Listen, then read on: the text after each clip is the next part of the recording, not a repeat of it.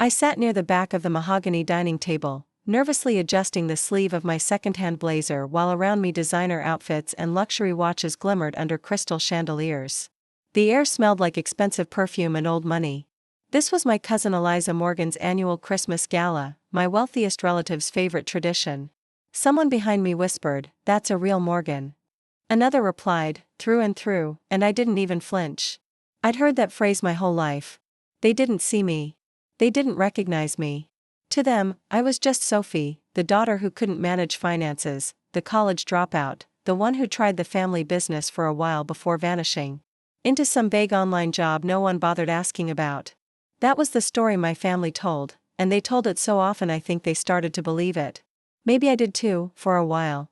Before we jump back in, tell us where you're tuning in from.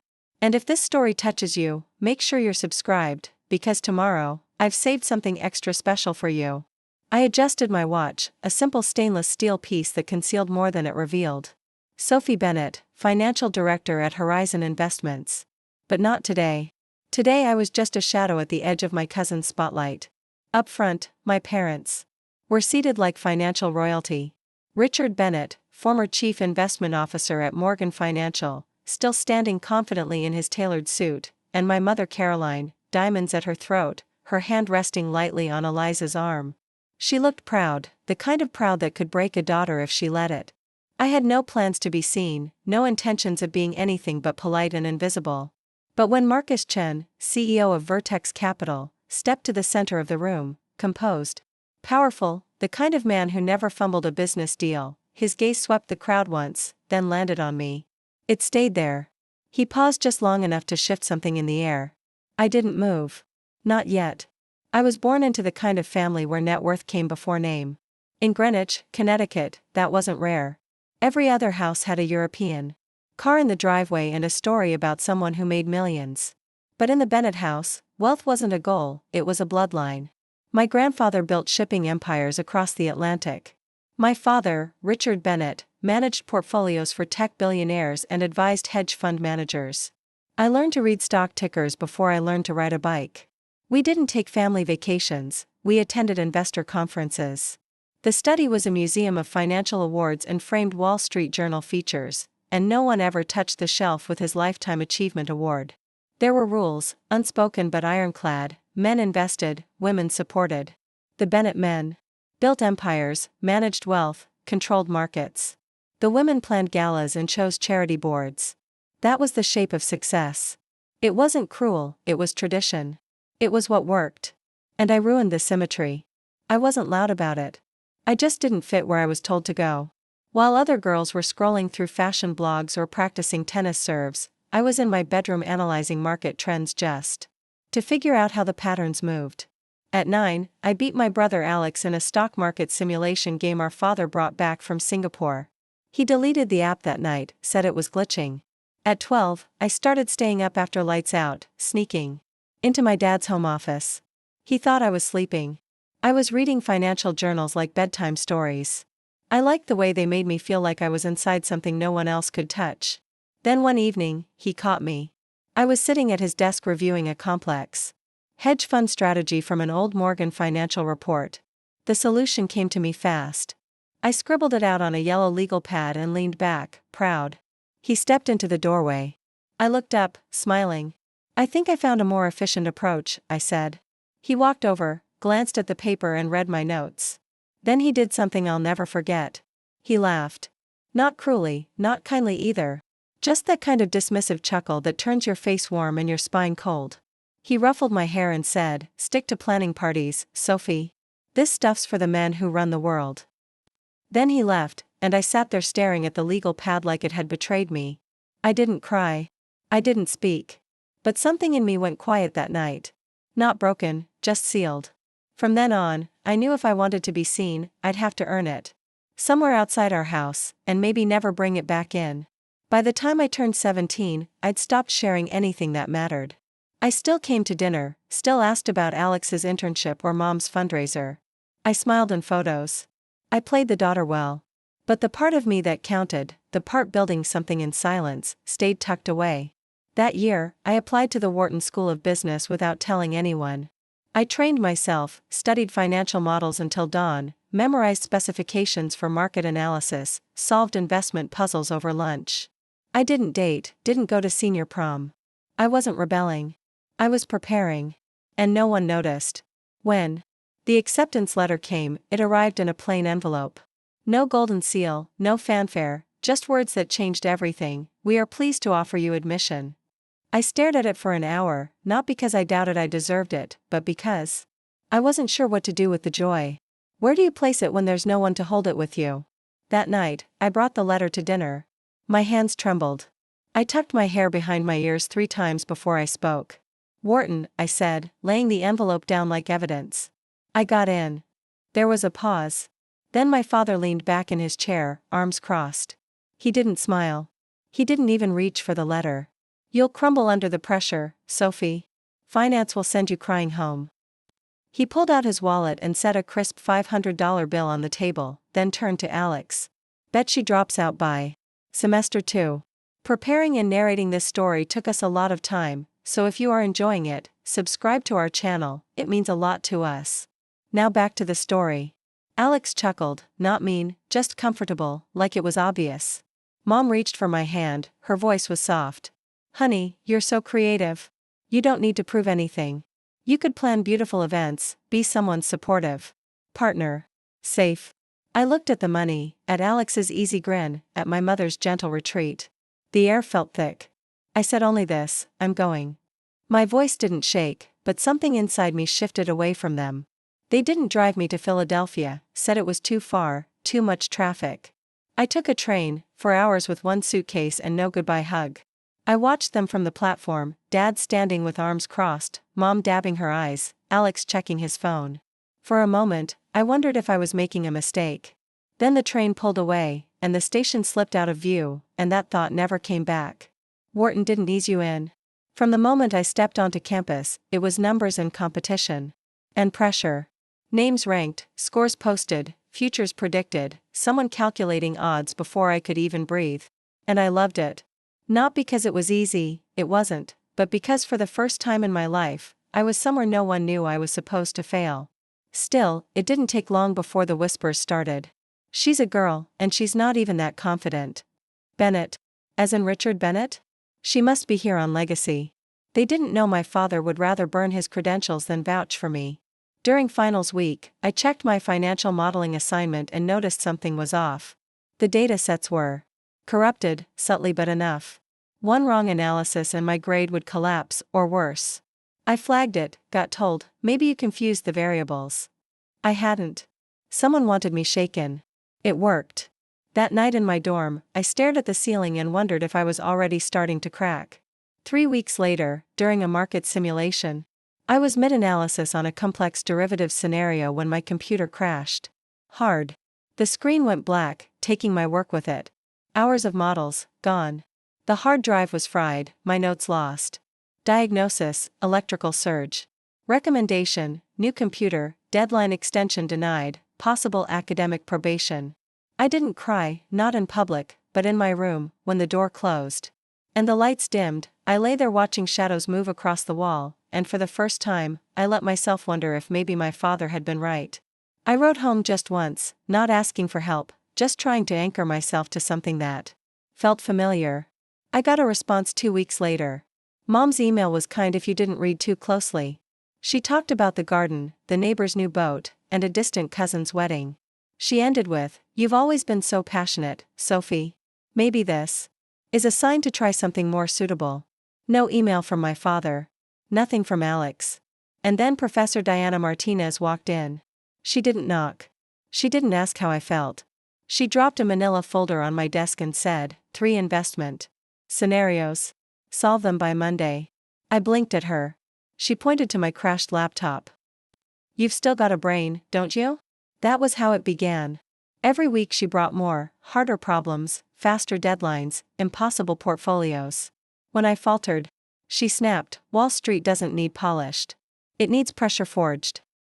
I didn't know it then, but she was handing me the only thing I'd needed since the day I left home, a reason to believe I could belong, even if no one was watching. I stayed. Finished my degree with a borrowed laptop and steel in my spine. The doubt never fully left, but I learned how to move with it, how to carry weight differently, how to analyze again, slower at first, then faster than before. I trained when no one watched, studied while others slept. By graduation, I was in the top 3% of my class. I stood at commencement in my cap and gown, honors cord still warm from being placed around my neck, my posture perfect, my smile measured. My family came, just as they said they would. My mother wore beige and diamonds. My father, in full suit and tie, nodded with formality. Alex was tall now, 24, still smug around the eyes. They clapped when my name was called, quietly. No cheering. Just polite acknowledgement, like I'd passed a test they hadn't expected me to take. At the reception, my father shook my hand like I was someone else's daughter. "You made it through," he said, his tone flat. "But the real financial world is a different beast. That's where we'll see what you're made of." I smiled, not out of warmth, just out of instinct. Then I turned away before I said something I couldn't take back. I didn't bring up my job offer at Horizon Investments, or the signing bonus waiting in my account. They hadn't asked, so I didn't offer. Over the next year, I led an investment strategy that protected client assets during a market crash. Millions of dollars were secured, countless retirements preserved. My name was on the quarterly report, top line. That night I called home. Mom answered, distracted. "That's nice, dear, but when are you thinking of settling down with someone stable?" My father got on the line next. He didn't ask what the investment was, didn't ask what my team had done. "Entry-level positions are a stepping stone," he said. "Most don't last there. Don't get ahead of yourself." I hung up, staring at the screen, the performance metrics still in my inbox. It was the first time I understood that they didn't just misunderstand me, they had chosen not to see me at all. That Christmas, the house smelled the same. Cinnamon cookies, the faint bite of pine needles. But the silence underneath it had changed. Alex had just been named junior partner at Morgan Stanley. His business cards were new, the embossed letters still crisp on the heavy stock. He wore success like it belonged to him before he'd even earned it. And to my parents, it did. The living room was already decorated in his honor, congratulation cards on the mantel, champagne flowing freely, his future the only story being told. "Alex is the real deal now," Dad said to one of the neighbors. "He's where the Bennett legacy lives on." I sat on the couch, gift in my lap, waiting for the right moment to speak. I had just closed a deal that saved a major tech company from hostile takeover. My team had received industry recognition. I had been promoted, faster than expected. It wasn't something I could share fully, but I thought maybe some part of it could be enough. So I began, gently. "We just wrapped a major market correction," I said, voice steady. "It prevented a lot of damage. A lot of people's savings are safe. Tonight." Dad looked up from pouring champagne, not cruel, just unimpressed. "Sophie's doing her money thing," he said. "Alex is out there leading actual teams, making real waves." The room chuckled. Even Alex gave a crooked grin. "Hope your spreadsheets didn't crash, sis." I didn't answer. I just looked at him. He looked away. Later, in the kitchen, I helped Mom with the dishes. She handed me a towel and touched my shoulder like she still believed that was love. "You always were the analytical one," she said softly. "Just not built for the big leagues." That was when it happened. I didn't snap, didn't yell. I just stopped. Stopped trying to be seen. Stopped volunteering updates. Stopped giving them the pieces they never wanted to hold. That night, after the gifts were opened and the guests had gone, I gathered my things and left without making a sound. No one asked why, and I never offered. The invitation arrived in a thick cream envelope. Inside, gold lettering spelled out what I already knew: Alex Bennett, newly minted partner, would be honored at the Morgan annual Christmas gala in 3 weeks. I let it sit on my kitchen counter for 5 days. Some mornings, I almost threw it away. Other nights, I caught myself rereading it, as if hidden between the lines was a reason not to go. My husband Daniel watched me quietly. He didn't press. When I finally spoke, my voice surprised even me. "I'm going," I said. He nodded, jaw set. "You don't owe them anything." "I know," I said. "But Alex is still my brother." We both knew. I wouldn't wear anything flashy. This was his day, not mine. I chose a simple black blazer, a white blouse, modest heels. Hair in a low bun, no statement jewelry, no designer labels. The awards I'd earned stayed locked in a drawer back home. I drove alone, rehearsed my neutral smile, braced for Dad's comments, Mom's concerned glances, Alex's easy jokes. At the venue, I merged with the crowd, slipping into the line of guests. It was a cold evening, the snow reflected off every polished window in sight. They spotted me in the parking lot. "Sophie, you made it," Mom chirped, hurrying over. She wore emerald, always the opposite of whatever I picked. Dad stood beside her, hands behind his back. "Glad you could show," he said, the way people do when they don't expect much.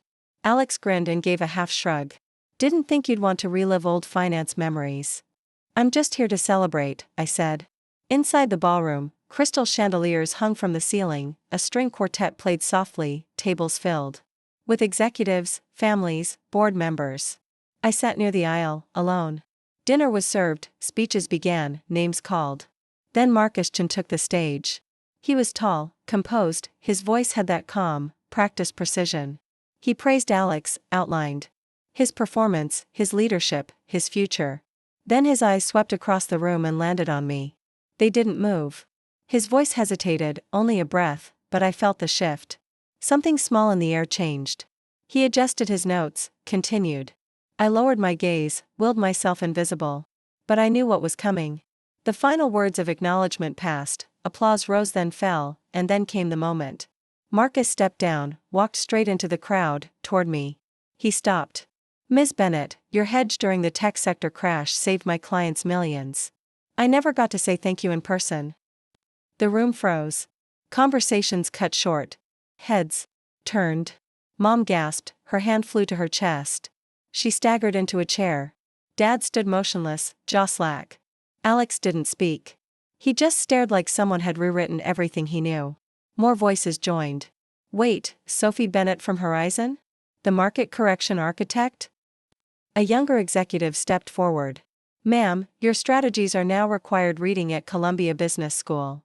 I stood up slowly, my blazer suddenly too thin. "Thank you, Mr. Chen," I said evenly.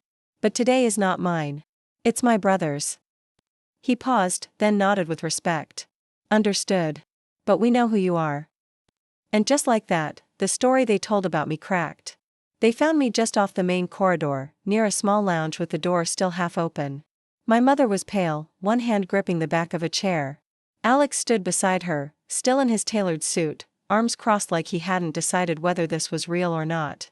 My father was pacing, slow and stiff, like someone walking through a memory he didn't trust. When I stepped in, he stopped. "Financial director," he said, not loud but sharp. "What kind of game is this?"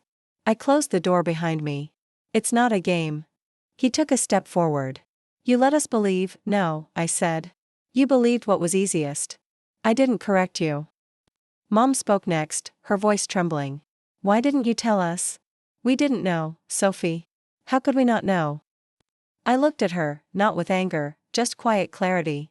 "Because you didn't want to." "That's not fair," she whispered. "Isn't it?" I asked. "Every time I tried to share something, school, promotions, achievements, you shut it down or changed the subject or made it about Alex." Alex shifted, his jaw tightening. "I didn't know," he said softly. "I mean, I knew something was off. You talked different, carried yourself different, but I didn't ask. I guess I didn't want to be the second Bennett." That landed deeper than anything else in the room. I let the silence stretch, not to punish them, just to let the truth settle. "I didn't stay quiet to hurt you," I said finally. "I stayed quiet to protect myself." Dad rubbed the bridge of his nose, suddenly older than I remembered.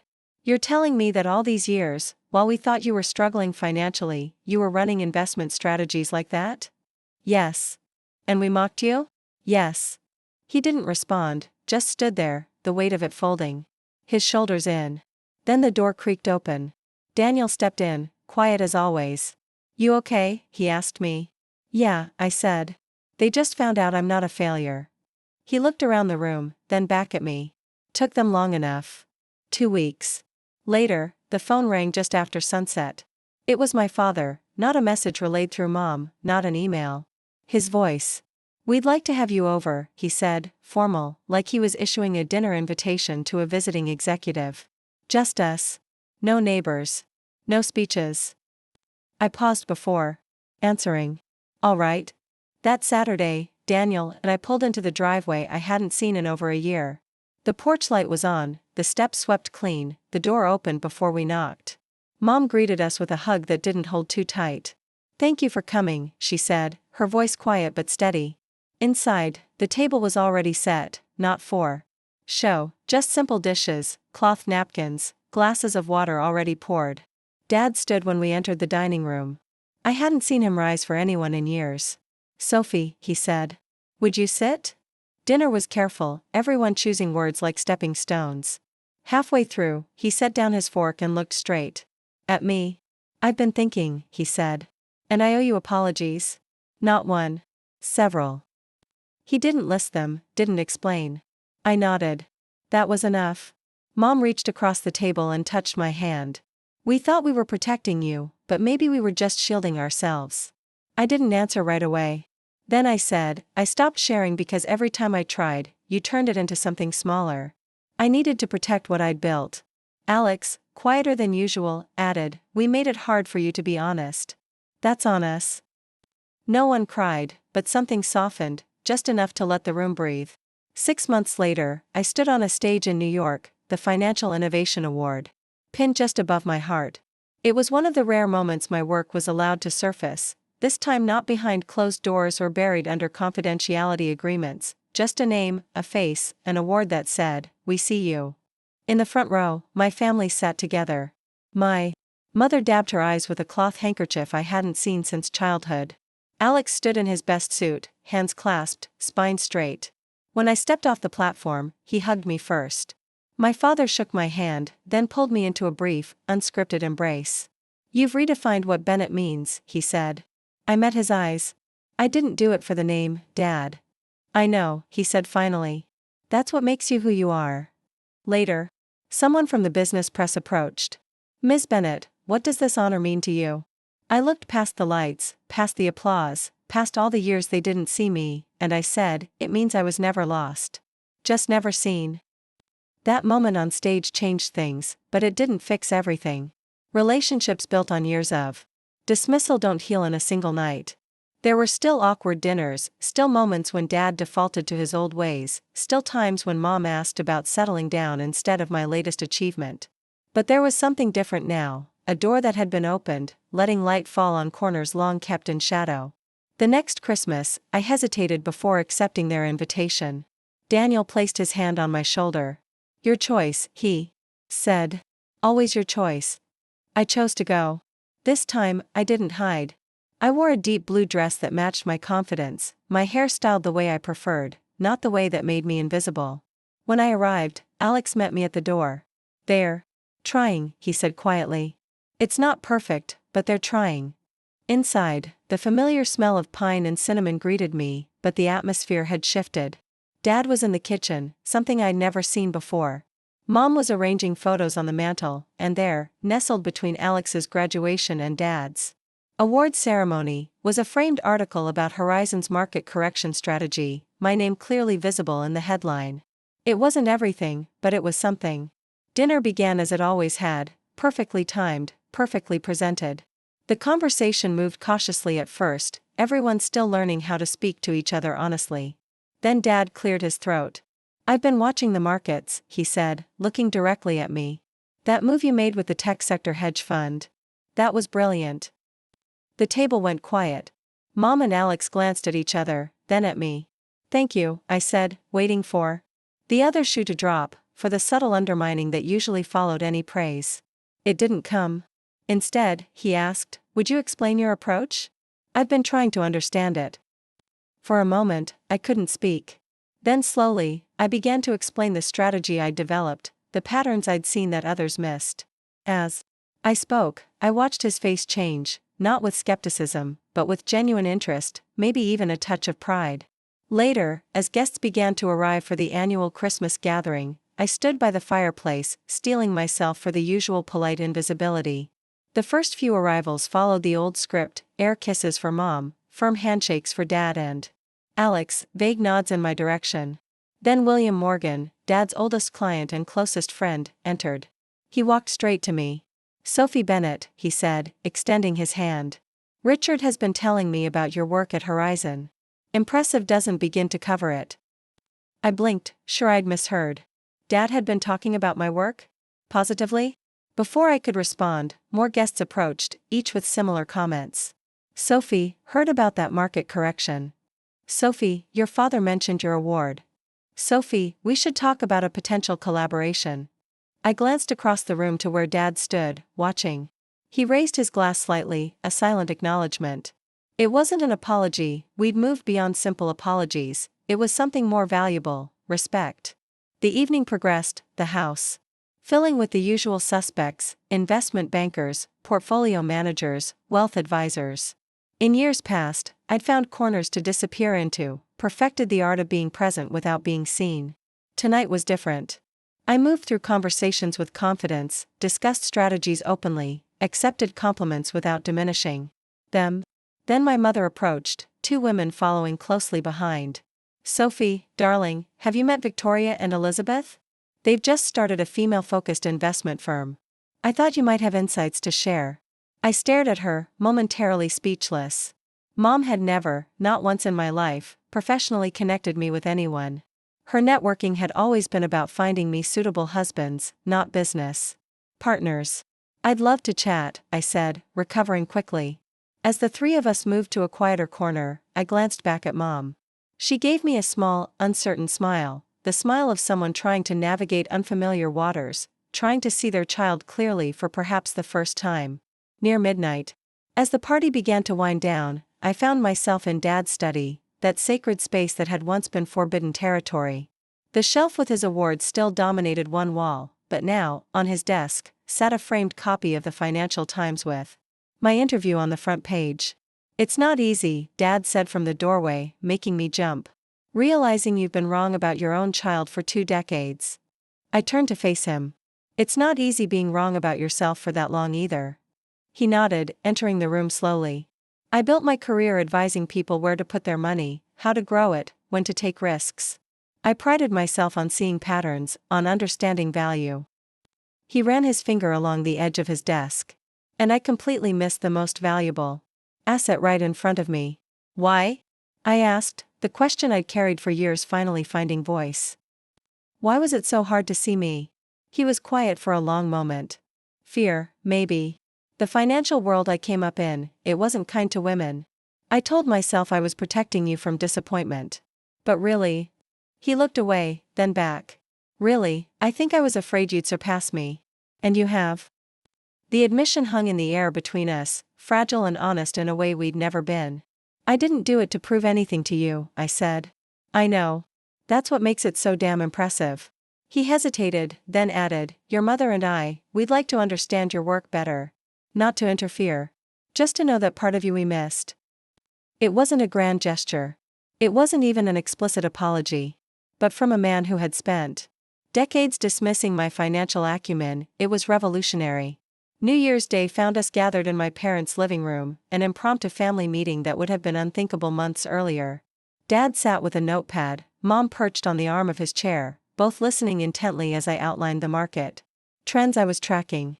The housing sector is showing early warning signs, I explained, pulling up charts on my tablet.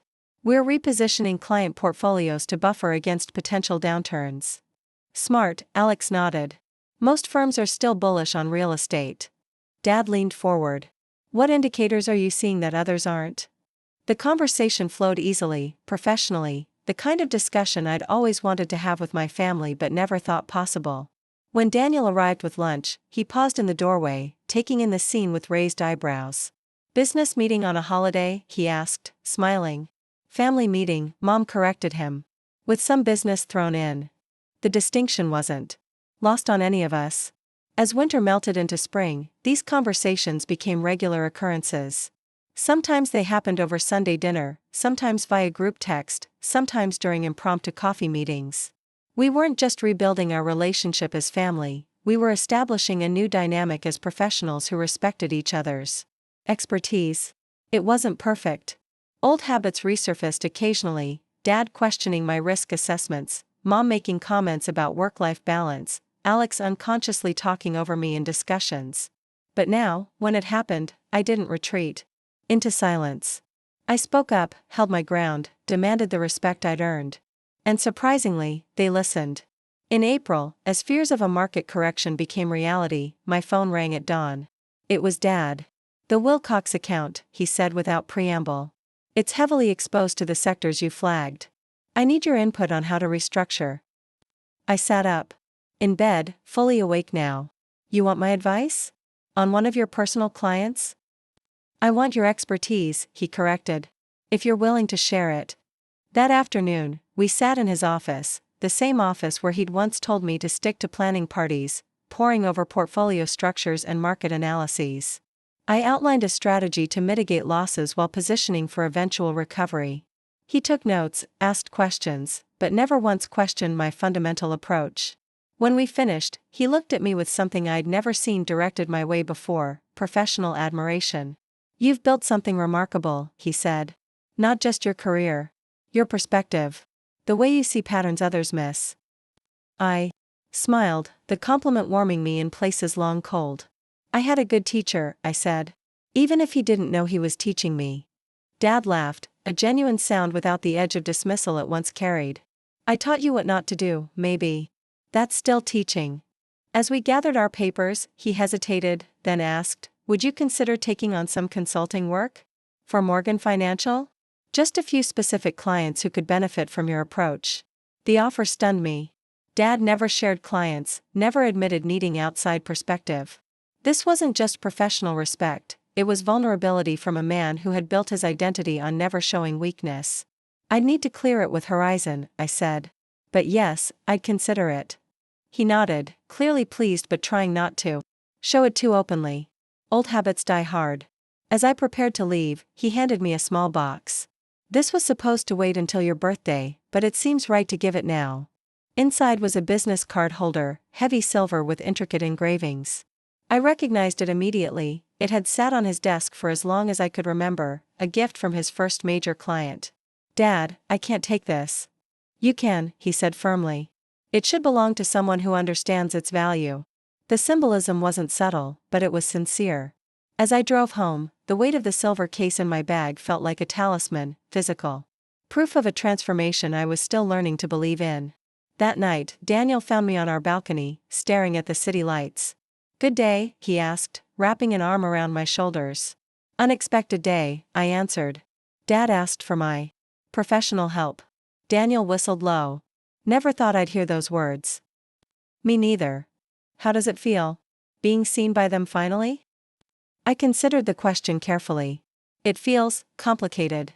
Part of me wants to celebrate that they finally recognize what I've built. Another part still hurts that it took so long, that I had to become undeniable before they could see me. "Both can be true," he said softly. "Both are true," I agreed. "But what matters more is that I see myself clearly now. I don't need their validation to know my worth." "And yet," he smiled, "it's still nice to have it." "It is," I admitted. "It really is." As summer approached, bringing with it the anniversary of my Financial Innovation Award, I received another invitation, this one from Alex. "Dinner, just the two of us," the text read. "There's something I want to discuss." We met at a quiet restaurant downtown, the kind of place that prided itself on privacy. Alex was already seated when I arrived, fidgeting with his napkin in a way that reminded me of when we were children. "Everything okay?" I asked, sliding into the booth. "Yes. No. Maybe." He pushed a folder across the table. "I'm thinking of leaving Morgan Stanley." I raised my eyebrows, genuinely surprised. Alex had been on the partnership track since graduation, following Dad's carefully plotted course without deviation. "What brought this on?"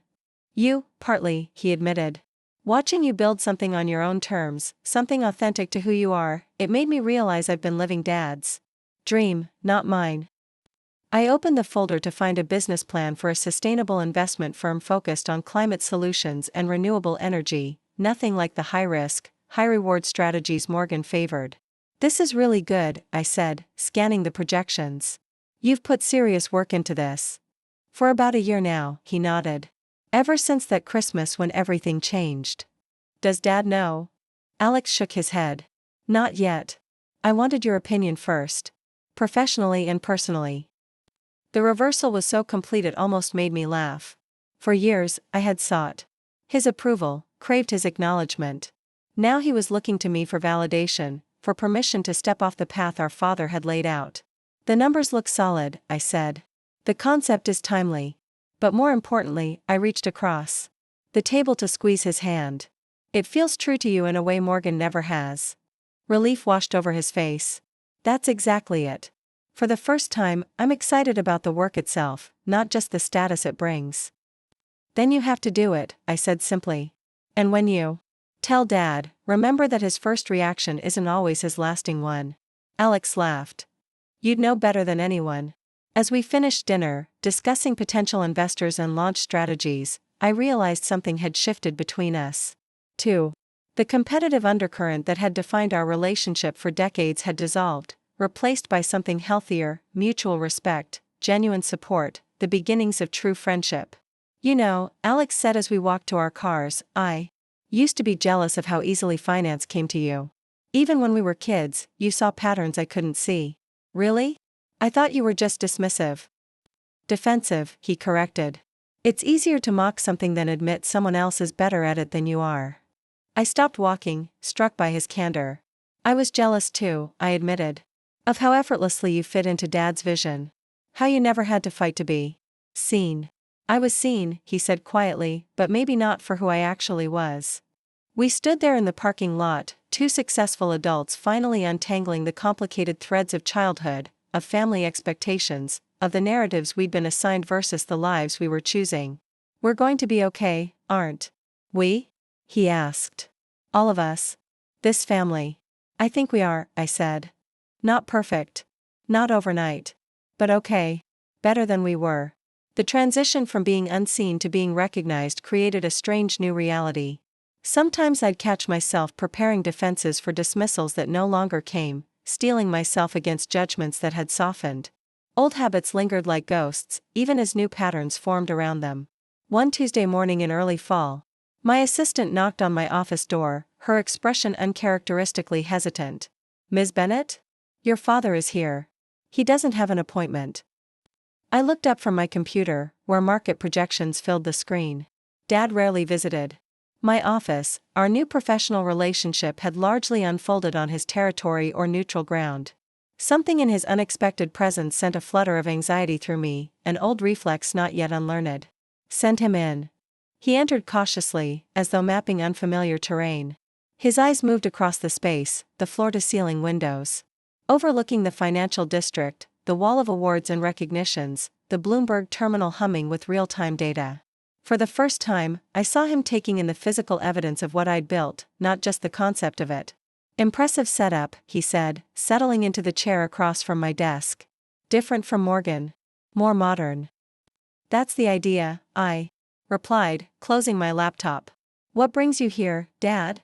He placed a file on my desk, his fingers lingering on it a moment too long. The Wilcox restructuring we worked on. It's outperforming every projection. Even mine. I opened the file. Scanning the numbers. The strategy we developed, my strategy, really, with his reluctant blessing, had indeed yielded results well beyond standard benchmarks. That's good news, I said carefully. It's extraordinary news, he corrected. In a down market, we've secured their legacy and then some. He paused, fingers tapping against his knee. Several other clients have noticed. They're asking questions. What kind of questions? About you. About your methods. About whether you might consider taking them on directly. I leaned back in my chair, studying him. This wasn't just professional courtesy, this was something more complex. Are you here to tell me I'm poaching your clients? No, he said quickly. I'm here to propose a partnership. The word hung in the air between us, weighted with all the years he'd never considered me worthy of such an arrangement. A partnership, I repeated. Between Horizon and Morgan? Between us. Sophie and Richard Bennett. A new division focused on your methodologies, your vision, but with Morgan's established client base and infrastructure. I stood up, needing to move, to process. Walking to the window, I watched the city below, people flowing between buildings, cars navigating intersections, the intricate dance of commerce and connection. Why now? I asked, not turning around. Is it just because the strategy worked? I heard him shift in his seat. Partly, he admitted. I'd be lying if I said results didn't matter. But it's more than that. What, then? I'm getting older, Sophie. I've built something substantial, but the world is changing faster than I can keep up with. The clients see it. I see it. His voice softened. I wasted years not recognizing what was right in front of me, not just your talent, but your vision. I don't want to waste what time remains. I turned to face him. The man sitting before me wasn't the towering figure of my childhood, the flawless financial wizard who could do no wrong. He was simply my father, still proud, still stubborn, but undeniably human in a way I'd never allowed myself to see before. He moved toward the door, then paused. For what it's worth, I'm not offering because I think you need Morgan. I'm offering because Morgan needs you. After he left, I remained by the window, watching until I spotted him exiting the building. Far below, a small figure navigating the crowded street. The proposal itself was compelling from a business perspective. Morgan's established client relationships combined with Horizon's innovative approaches could create something formidable. But the personal implications were far more complicated. Could I trust this evolution in our relationship? Was I ready to tie my professional identity to the family that had dismissed it for so long? Would working together heal old wounds or reopen them? That evening, I presented the proposal to Daniel over dinner, watching his expression change as I outlined the possibilities. It's a good business move, he said finally. But that's not really the question, is it? No, I admitted. It's not. What are you afraid of? I pushed my plate away, the question piercing through my practiced professional analysis. That I'll disappear again. That I'll become Richard's daughter instead of Sophie Bennett, financial director. That all the ground I've claimed will somehow shift back. Daniel reached across the table, taking my hand. You're not the same person who left home on that train. You've built yourself from the ground up. No one can take that away, not even your father. But what if it works? He interrupted gently. What if this is how you finally reconcile the two parts of your life that have been at war for so long? What if this partnership becomes the thing that fully heals your family? I hadn't allowed myself to consider that possibility, that this offer wasn't a threat to my independence but an opportunity to integrate parts of myself I'd kept rigidly separated. My professional success and my family identity had existed in different universes by necessity. What would it mean to bring them together? The next morning, I called Alex. If anyone could understand the complexities of working with our father, it would be him. We met at a coffee shop halfway between our offices, the neutral territory we'd established for our increasingly frequent sibling strategy sessions. Dad proposed a partnership, I said without preamble as I slid into the booth. Alex's eyebrows shot up. Between Morgan and Horizon? Between him and me specifically. A new division under the Morgan umbrella but focused on my investment approach. He whistled low. That's significant. Are you considering it? I'm torn, I admitted. Professionally, it makes sense. The client base alone would be worth it. But personally, you're worried about the old dynamics resurfacing, he finished for me. Wouldn't you be? He stirred his coffee thoughtfully. A year ago, absolutely. But Dad's different now. The way he talks about you, your work, it's changed completely. What do you mean? He brings you up in meetings. Cites your strategies. Shows people that Financial Times profile. Alex smiled. Last week, William Morgan made some dismissive comment about women investors being too risk-averse, and Dad shut him down so fast the room went silent. Said the future of finance would be shaped by perspectives like yours, not dinosaurs like William. I sat back, genuinely surprised. He said that? To William Morgan? His exact words. I nearly fell out of my chair. Alex leaned forward. Look, I'm not saying it would be easy. Dad's still Dad, stubborn, opinionated, set in his ways. But he's trying, Sophie. Really trying. And what about your plans? I asked. How does my potentially joining Morgan affect your exit strategy? A flash of uncertainty crossed his face. I haven't told him yet. I've been working up the courage. Maybe we should approach this together, I suggested. Not just a new division for me, but a restructuring of Morgan itself. Your sustainable investing arm, my risk management strategies, a complete evolution of the family business. The idea took shape between us as we talked, expanding from my father's initial proposal into something more comprehensive, more forward-thinking. Not just a partnership, but a transformation, of Morgan Financial, of our family legacy, of the narrative we'd inherited and the one we wanted to create. It would be a seismic shift for Dad, Alex warned. Morgan has operated the same way for decades. The market is shifting seismically, I countered. Adapt or become irrelevant. He knows that better than anyone. By the time we finished our coffee, the outline of a proposal had formed, not just my acceptance of Dad's offer, but a counter-proposal that included Alex's vision, a restructuring of leadership, and a 5-year plan for evolving Morgan into a firm that balanced proven traditional approaches with innovative, sustainable strategies. Are we really doing this? Alex asked as we stood to leave. Reinventing the family business together? I think we are, I said, surprising myself with the certainty in my voice. But on our terms, not his. The presentation was scheduled for the following Monday.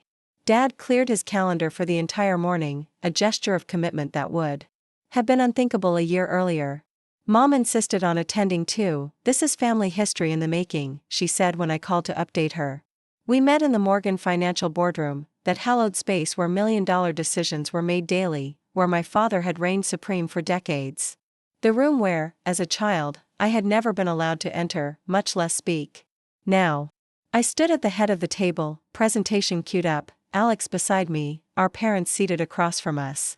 The symmetry wasn't lost on me, the Bennett children united, presenting a vision to the parents who had once defined our paths for us. Thank you for meeting with us, I began, my voice steady despite the flutter of nerves. Dad, I've considered your partnership proposal carefully. It's generous and strategically sound. He nodded, expression neutral but attentive. However, I continued, Alex and I believe there's an opportunity here that goes beyond adding a new division. We see a chance to fundamentally evolve Morgan Financial for the next generation. As we outlined our vision, Alex's sustainable investment arm, my risk management strategies, a gradual leadership transition, a rebranding that honored Morgan's history while embracing innovation, I watched my father's face carefully. The professional mask remained firmly in place, but I'd learned to read the subtle tells, the slight tightening around his eyes when something challenged him, the almost imperceptible nod when something resonated. Mom was less guarded, her expressions shifting openly between surprise, concern, and growing excitement as the presentation unfolded. When Alex detailed his climate-focused investment strategies, her eyes widened with unmistakable pride. This isn't just about adding new services, I explained as we neared the conclusion. It's about positioning Morgan for the future, a future where financial success and social responsibility aren't competing values, where innovation and tradition strengthen rather than oppose each other. Where the Bennett legacy continues. Alex added, but evolves to meet the world as it is now, not as it was when Morgan was founded. We finished our presentation and waited. The silence stretched, heavy with possibility. Dad stood up, walked to the window, hands clasped behind his back, his thinking pose, familiar from countless childhood memories. You want to completely overhaul a business I've spent 4 decades building, he said finally, not turning around. Not overhaul, I corrected gently. Evolve. Build upon. The foundation remains, your expertise, your client relationships, your reputation for excellence. We're proposing to build the next floors on that foundation. He turned to face us. And if I say no? If I'm not ready to see Morgan change that dramatically? Then I respectfully decline your partnership offer, I said, meeting his gaze steadily. I'll continue building at Horizon, and Alex will eventually launch his venture independently. Morgan will continue as it has been, successful, respected, but increasingly at risk of being outpaced by firms that are adapting to the changing financial landscape. Mom spoke for the first time. Richard, listen to them. Really listen. They're not trying to erase what you've built. They're trying to ensure it lasts beyond you. Something shifted in his expression, a softening around the eyes, a slight relaxation of his shoulders. He looked at us, really looked at us, not as children to be guided or corrected, but as professionals offering a vision worth considering. I need time, he said finally. Not to dismiss the idea, but to process it properly. This isn't a small pivot we're discussing. It's a fundamental shift in direction. Take all the time you need, Alex assured him. We've thought about this for weeks. It's only fair you have the same opportunity. As we gathered our materials, Dad approached me, his voice low enough that only I could hear. Whatever I decide about the proposal itself, I want you to know, I'm proud of you. Both of you. The clarity of vision, the strategic thinking, the courage to challenge me directly, those are qualities I've always valued, even when I couldn't see them in my own children. The admission, simple but profound, settled something restless inside me. Whatever came next, partnership, collaboration, separate paths, we had already crossed a threshold that couldn't be uncrossed. He had seen us, truly seen us, as equals. 3 days later, my phone rang at precisely 7 a.m. Dad, always the early riser. I've reviewed your proposal, he said without preamble. I have some conditions, some modifications I'd like to discuss. But in principle, yes. I believe this is the right direction for Morgan. Relief and excitement surged through me in equal measure. You're serious? Completely. Morgan needs to evolve.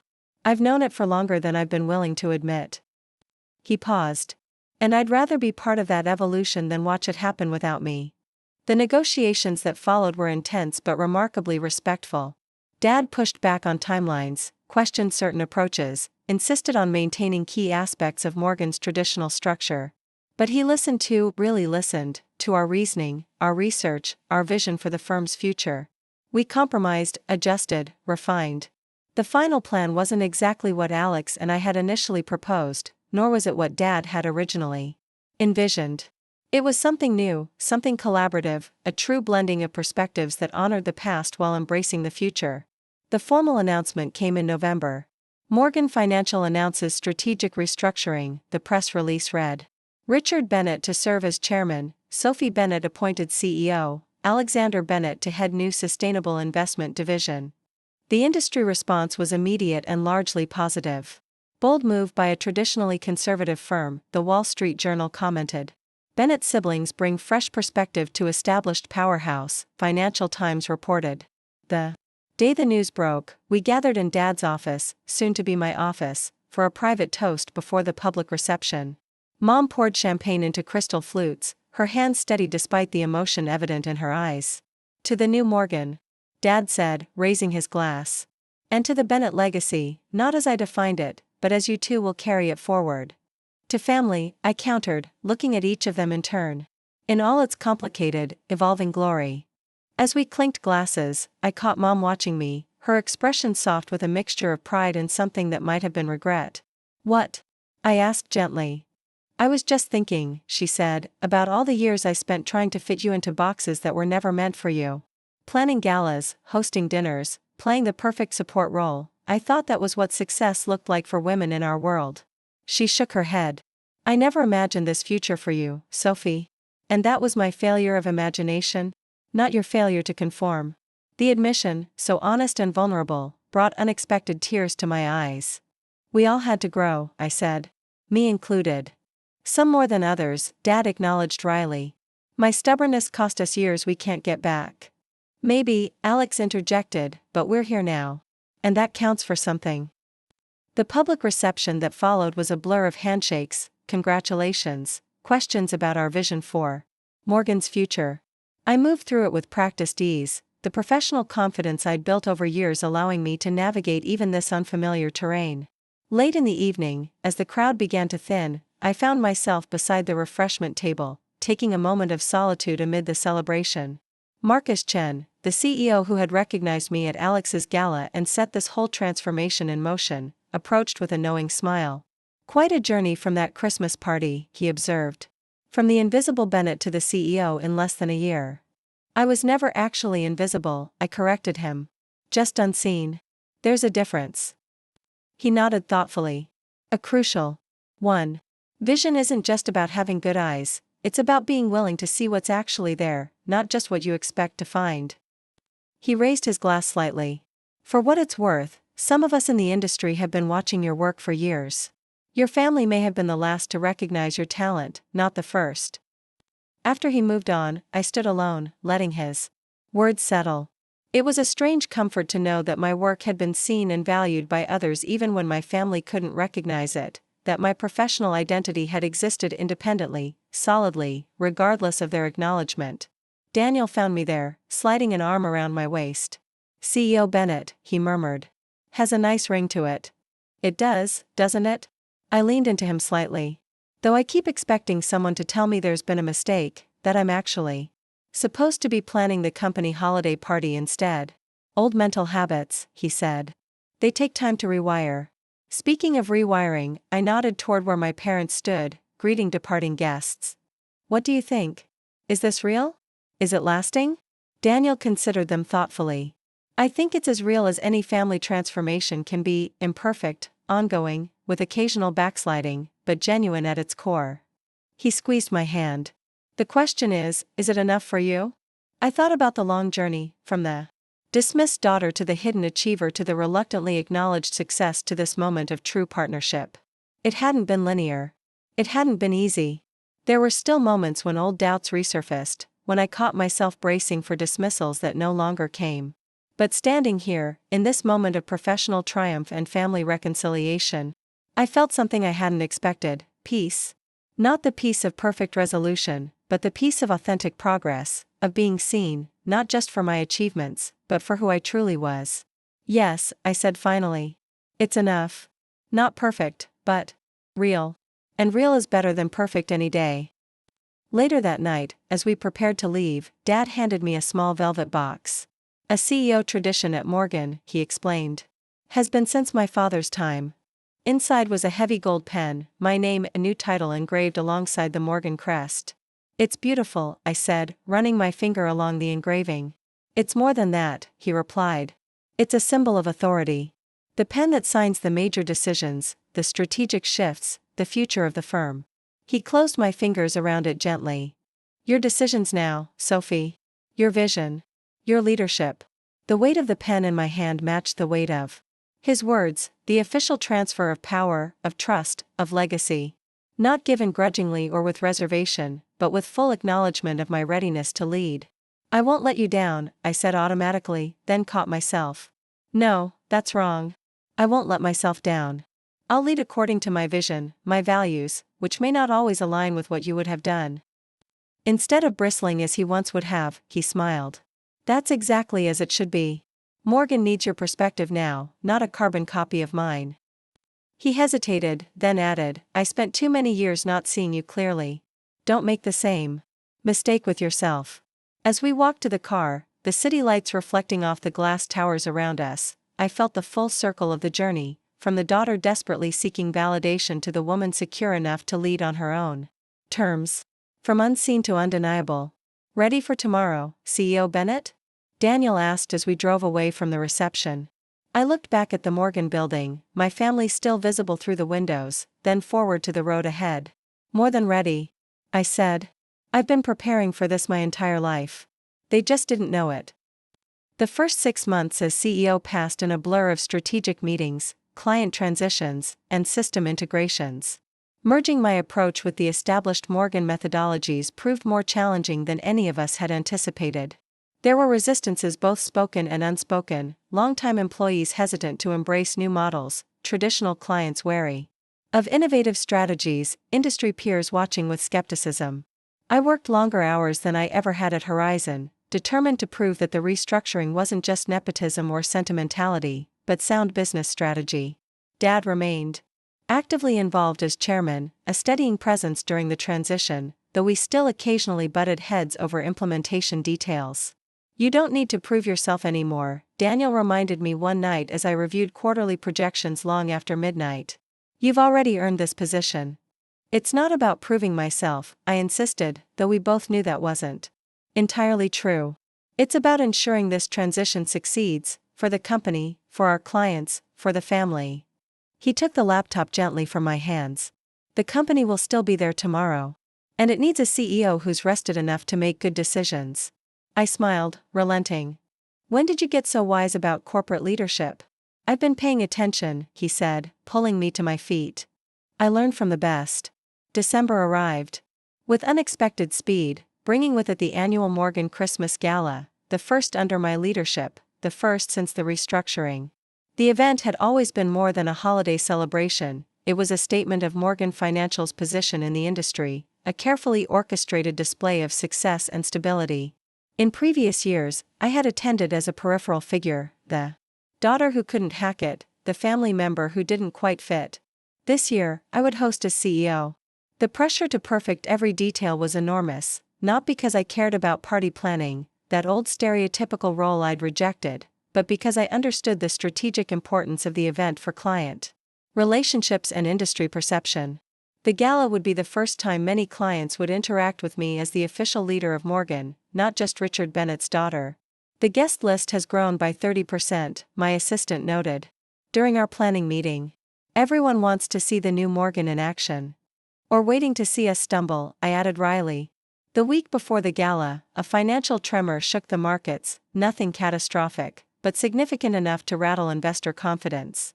Emergency meetings filled our calendars as we worked to reassure clients and stabilize portfolios. Should we postpone the gala? Alex suggested as we reviewed market positions late one evening. Focus all resources on managing this downturn. I shook my head. Postponing would signal weakness, uncertainty. We need to project confidence right now, not caution. Sophie's right, Dad agreed, surprising us both with his immediate support. The gala isn't just a party, it's a statement. Particularly this year. The night of the event arrived, the Morgan building transformed with tasteful decorations, elegant lighting, and subtle displays highlighting our new directions alongside our established strengths. I stood in my office, adjusting the sleeves of my outfit, not a conservative suit or modest dress as would have been expected in the past, but a tailored jumpsuit in deep emerald, professional yet distinctly my own style. A knock at the door preceded Mom's entrance. She looked elegant as always, though with a softness that hadn't been present in previous years. The first guests are arriving, she said. Then, taking in my appearance, you look powerful. Like someone who knows exactly who she is. I'm getting there, I replied, smoothing an invisible wrinkle. Some days more than others. She approached, adjusting my necklace slightly. I've been thinking a lot lately about the stories we tell ourselves about who we are, who our children are. How those stories can become prisons if we're not careful. You had certain expectations, I acknowledged. All parents do. Expectations aren't the problem, she said thoughtfully. It's when they become limitations that the damage happens. She met my eyes directly. I limited you, Sophie. For years. I couldn't see past my own narrow vision of success for a daughter. I'm sorry for that. The apology, so straightforward and unqualified, caught me off guard. Mom and I had reached a new understanding over recent months, but we'd navigated around direct discussions of the past, focusing instead on building something new. Thank you, I said simply. That means a lot. She squeezed my hand briefly. Now, CEO Bennett, your guests await. Shall we? Together we descended to the main reception area, where clients, colleagues, competitors, and family friends mingled beneath crystal chandeliers. Conversations paused as we entered, all eyes turning our way. In previous years, I would have shrunk from such attention, made myself smaller, less noticeable. Tonight, I straightened my shoulders and stepped forward with confidence. Dad and Alex moved to join us, creating a unified family front that would have been unimaginable just a year earlier. The Bennett dynasty, someone murmured nearby, not unkindly. The Bennett partnership, I corrected with a smile, loud enough to be heard. We each bring something essential to the table. As the evening progressed, I moved through conversations with a balance of authority and openness, discussing market strategies with major clients, outlining sustainability initiatives with potential investors, addressing concerns about the recent market fluctuations with steady confidence. Near the center of the room, William Morgan himself, Dad's oldest client and the firm's namesake, held court with a group of traditional investors. I approached cautiously, aware that he had been among the most skeptical about the restructuring. "Ah, Sophie," he said as I joined the circle. "We were just discussing the Peterson portfolio. Quite the recovery after last week's dip." "The diversification strategy paid off exactly as intended," I replied. "By integrating traditional securities with our new sector-specific approach, we created natural hedges against market volatility." William raised an eyebrow. "Your father would have pulled back to safer positions." "My father built an excellent firm with proven methods," I acknowledged. "We're building on that foundation, not replacing it. Different approaches for different market realities." He studied me for a long moment, then nodded slowly. "Change is inevitable, I suppose. Better to have it guided by someone who respects what came before than by outside forces with no such concern." Coming from William, this was as close to a ringing endorsement as I could hope for. I suppressed a smile and steered the conversation toward his grandchildren's college plans, personal connection being as important to client relationships as financial expertise. Later, as guests began to depart, I found myself near the main entrance, thanking people for coming, when Markuschan approached once more. Impressive event, he said. Even more impressive leadership transition. The industry was watching closely to see if this was just nepotism dressed up as innovation. And the verdict? I asked, though his approving expression had already answered the question. You've silenced most of the skeptics. Those quarterly results speak volumes.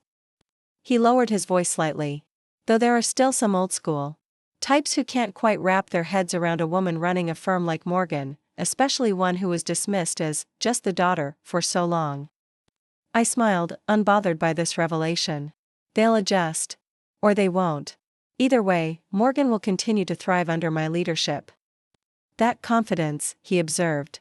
That's what they couldn't see in you before, isn't it? It was always there. Just not in the way they expected it to look. His insight struck a chord. My confidence had never manifested as my father's did, in bold declarations and dominant presence. Mine was quieter, more measured, revealed through thorough analysis and strategic vision rather than forceful personality. Not less powerful. Just differently expressed. Yes, I agreed. It was always there. I just had to find my own way to show it. As the last guests departed and staff began the discreet process of clearing away evidence of the celebration, my family gathered in a quiet corner of the now empty reception area. Mom sank gracefully onto a sofa, kicking off her heels with a sigh of relief. Dad loosened his tie, looking more relaxed than he had all evening. Alex poured small glasses of scotch from the private bar cart, passing them around our small circle. To a successful first gala under new leadership, he proposed, raising his glass. And to many more, Dad added. We clinked glasses, the simple familial moment more precious for having once seemed impossible. As we sipped the aged scotch, I studied each of their faces, Mom's gentle pride, Dad's quiet respect, Alex's open admiration. The journey from invisibility to recognition had been long and often painful, but sitting here now, I couldn't regret any of it. Each dismissal, each struggle had forged something essential in me: resilience, determination, the unwavering belief in my own vision. I have something to show you, I said, setting down my glass. A surprise I've been saving for tonight. I led them to the elevator, using my keycard to access the executive floor. The corridors were dark and quiet at this hour, our footsteps echoing against marble floors as I guided them toward the boardroom, that sacred space where so many pivotal decisions had been made, where Alex and I had presented our vision for Morgan's future. What's this about? Dad asked, curiosity overcoming his usual reserve. You'll see, I promised, pushing open the heavy wooden doors. The boardroom had been transformed. The old oil paintings of previous chairmen, all men, all bearing striking resemblances to my father and grandfather, had been removed. In their place hung a series of modern portraits, Dad, looking distinguished and confident, Alex, forward-thinking and dynamic, me, poised and authoritative, and most surprisingly, Mom, elegant and perceptive. Below these individual portraits hung a larger piece, a group image of the four of us, not posed formally as in traditional corporate art, but captured in a moment of genuine connection, each contributing to what was clearly a significant discussion. The Bennett legacy, read the small plaque beneath the group portrait. Founded on tradition, built for the future. Mom's hand flew to her mouth. Oh, Sophie. Dad stood motionless, staring at the portraits with an expression I couldn't quite read. Alex moved closer to the group image, studying the details with obvious emotion. The boardroom is where Morgan's direction is determined, I explained. It should reflect who we truly are now, not just a continuation of one man's vision, but a collaboration of perspectives. A family partnership in the truest sense. Dad turned to me, his eyes suspiciously bright. When did you arrange this? It's been in the works for months, I admitted. The artist interviewed each of you separately, those casual conversations about Morgan's history and future that you thought were for the company archives. Including me, Mom said softly, still looking at her portrait with wonder. You included me. Of course, I said simply. Your contributions may have been less visible, but they've always been essential. The relationships you've built, the insights you've shared in private, they're part of Morgan's success too. Dad cleared his throat, visibly moved. You've reimagined everything, he said. Not just our business model or leadership structure, but the very story of who we are as a family, as a firm. I've corrected the story, I countered gently. Made it more complete, more accurate. We are all of this, the tradition and the innovation, the stability and the growth, the past and the future. We stood together in that transformed space, the portraits watching over us like promises of what we could be at our best, not perfect, not without conflict, but fundamentally united in purpose and respect. The first major test of this new unity came sooner than any of us expected. In February, a client crisis erupted when the Peterson Group, one of Morgan's oldest and largest accounts, faced a sudden leadership challenge from activist investors. The situation required immediate intervention to stabilize their position and protect their long-term strategy. Dad's instinct was to deploy traditional defensive measures, conservative restructuring, managed retreat from volatile positions. Emphasis on core holdings. Alex advocated for a more progressive approach focused on sustainability metrics and future growth potential. Both had merit. Both had limitations. In the past, such a divergence would have meant Dad's approach automatically prevailed, with other perspectives dismissed or ignored. Now, we gathered in the boardroom, beneath those telling portraits, for what became a 12-hour strategy session, each perspective given full consideration. The solution isn't either/or, I said as evening approached and fatigue began to show on everyone's faces. It's both/and. We integrate Dad's stability measures with Alex's forward-looking approach, creating a response that addresses immediate concerns while positioning for future strength.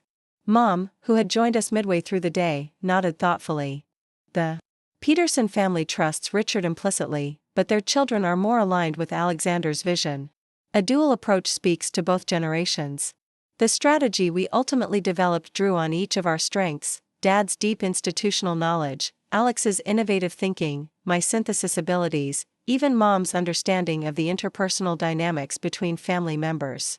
When we presented it to the Peterson leadership the following day, their relief was palpable. Morgan understands us, the CEO said afterward. Not just our portfolio, but our values, our challenges, our future. That's rare in this industry. What he didn't say, what perhaps he didn't fully realize, was that this understanding came directly from our own family's evolution. We recognized the tension between tradition and innovation because we had lived it. We understood intergenerational dynamics because we had navigated them ourselves. Our personal growth had become our professional strength. The Peterson intervention marked a turning point for Morgan. Word spread through the industry about our integrated approach, attracting new clients who sought precisely this balance between established wisdom and fresh perspective. Our quarterly results exceeded projections, silencing lingering skeptics and vindicating our vision for the firm's future. On a personal level, the success cemented something more significant, the transformation of our family dynamic from hierarchy to partnership. We still disagreed, still occasionally fell into old patterns, but the fundamental respect had been established. We had proven, to ourselves as much as to others, that we were strongest when working together, each contribution valued for its unique perspective. In April, as spring began to soften the city's sharp edges, I received an unexpected invitation, not a formal business request or family obligation, but a simple note from Dad asking if I would join him for lunch, just the two of us. We met at a small restaurant near the harbor, away from the financial district and its constant networking opportunities. No business agenda today, he said as we settled at a quiet corner table. I just wanted to talk. Person to person, not chairman to CEO. The distinction was meaningful. For most of my life, my relationship with my father had been defined by his professional identity, his expectations, his judgments, his definition of success. Even our recent collaboration had centered primarily around Morgan and its future. Personal connection for its own sake had been rare. "What's on your mind?" I asked, genuinely curious about this uncharacteristic invitation. He was quiet for a moment, looking out at the boats moving across the harbor. "I've been thinking about legacy lately. Not the firm, not the family name, but the more personal kind, what we pass on to those who come after us, intentionally or not." I waited, sensing there was more he needed to say. "My father was a brilliant financier," he continued. "But he was also rigid, unyielding in his expectations. Nothing was ever quite good enough, no achievement ever fully celebrated before. The next challenge was issued." He smiled faintly. "Sound familiar?" You admired him, I observed. I did. I shaped myself in his image, adopted his values, his methods, his definition of success. His eyes met mine directly. And then I imposed all of it on you and Alex, without ever questioning whether it was the right path for either of you. The admission hung between us, so honest it was almost painful to hear. You thought you were preparing us for success, I offered, understanding his intentions even as I had rejected his methods. I thought I was showing you the only path to success, he corrected. That was my failure, not seeing that there are many ways to build something valuable, many forms that excellence can take. He reached across the table, an uncharacteristically demonstrative gesture. Your way isn't my way, Sophie. But watching you these past months, I've realized it may be better. The validation, so long sought and finally offered freely, brought unexpected tears to my eyes. Not better, I said, finding my voice. Different. Suited to a different time, a different challenge. You built something remarkable, Dad. I'm just helping it evolve. With more grace than I managed, he acknowledged. I fought change at every turn. You've embraced it, shaped it, used it to strengthen rather than threaten what already existed. We talked through lunch and beyond, not about market strategies or client portfolios, but about deeper things, his fears about becoming irrelevant, my struggles with imposter syndrome despite my success, our shared discovery that vulnerability wasn't the weakness we'd both been taught to believe it was. As we prepared to leave, he hesitated, then asked, would you consider making this a regular thing? Not a formal meeting, just lunch. Father and daughter. I'd like that, I said, meaning it completely. Walking back toward the office afterward, I called Daniel. My dad just asked if we could have regular father-daughter lunches, I told him, still processing the significance of the invitation. The world truly is full of wonders, he laughed. How do you feel about it? I considered the question carefully. Grateful, I said finally. Not just for the recognition or the relationship we're building now, but for the whole journey. Even the painful parts. I paused, finding words for a realization that had been forming gradually. If they had seen me clearly from the beginning, if they had supported my path from the start, I might never have developed the resilience that makes me effective now. Their dismissal forced me to find strength in myself rather than seeking it from them. That's remarkably generous, Daniel observed. Not generous. Truthful.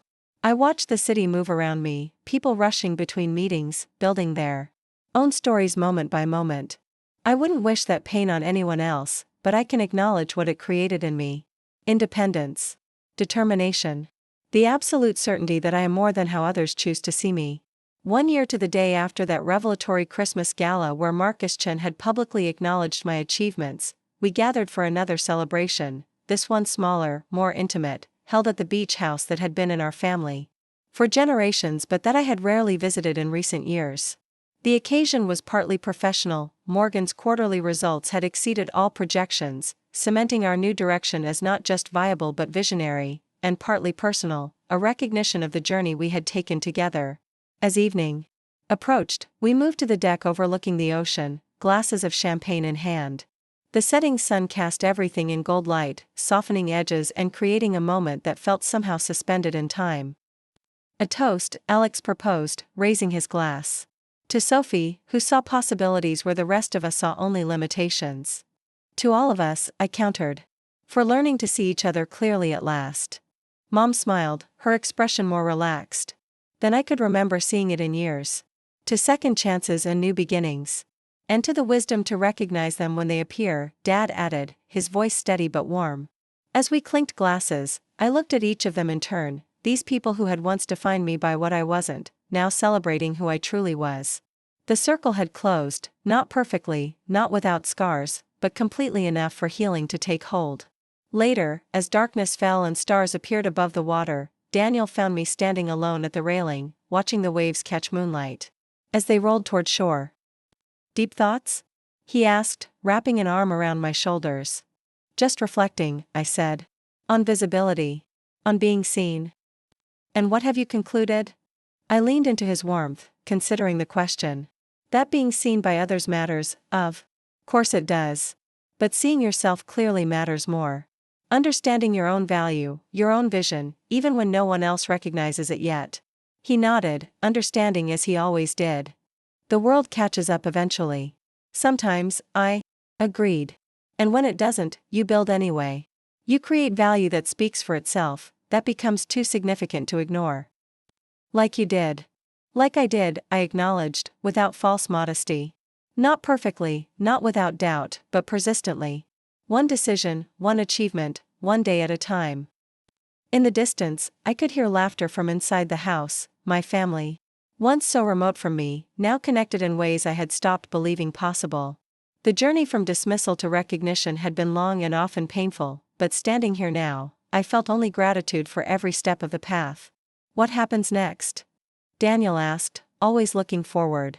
I smiled, feeling the future open before us like the vast ocean, full of possibilities, challenges, discoveries yet to be made.